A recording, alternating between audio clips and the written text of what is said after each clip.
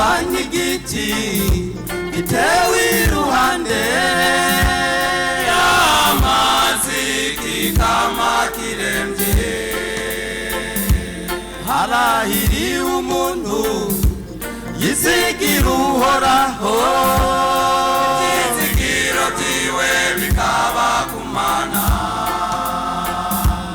Ukazoba nk'igiti gitewe iruhande y'amazi kikama kiremvye.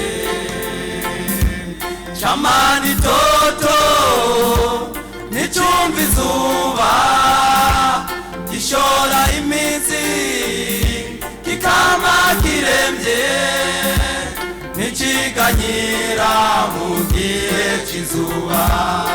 Shamani toto nicumva izuba gishora imizi kikama kiremvye, nticiganyira mu gihe c'izuba. Naho umworo ntiwizigira umuntu, naho imfuvyi ntiwizigira umuntu, abapfakazi mwese ntimwizigira abantu. Ariko tabaza Yesu aragutabara. Ariko tabaza Yesu aragutabara.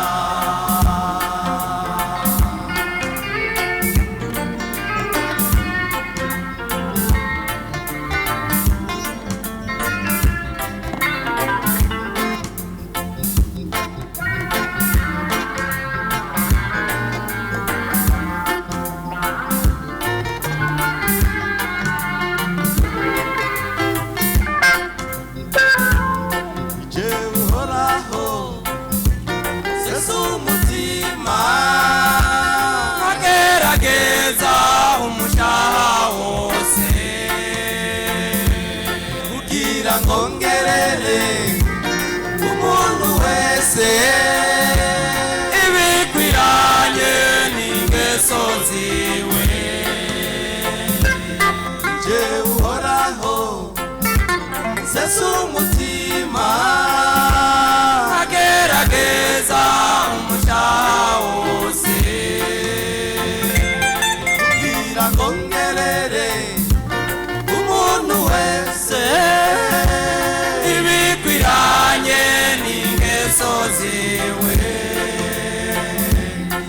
Uhoraho mvura nanje ndakira, undokore mukiza nanje ndarokoka, kuko ari wewe ishimwe ryanje.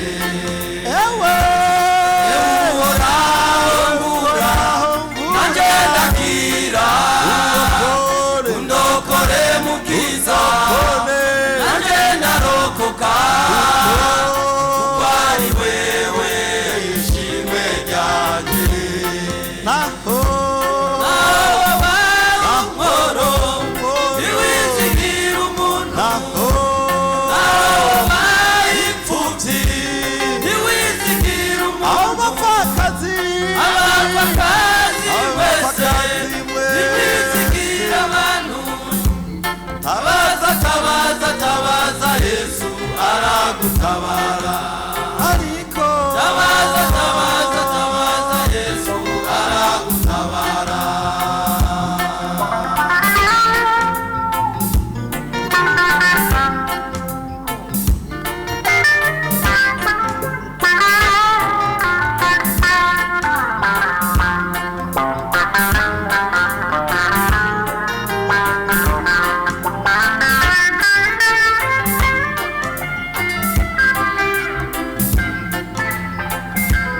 Aho bimeze bityo unamurira amaso, Uhoraho aragutabara. Ivyo ubona ko bikomeye bitagishoboka, Uhoraho biracashoboka.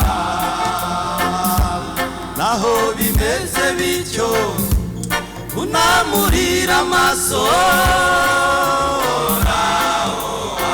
aragutabara ibyo ubona ko bikomeye bitagishoboka uhoraho biracashoboka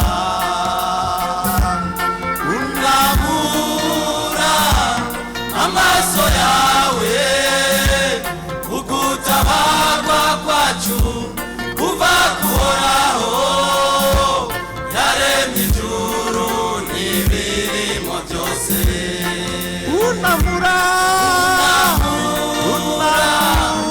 amaso yawe ugutabarwa kwacu kuva kuhoraho yaremye ijuru n'ibirimo byose naho bawungoro ntiwizigira umuntu naho bayipfubyi ntiwizigira umuntu abapfakazi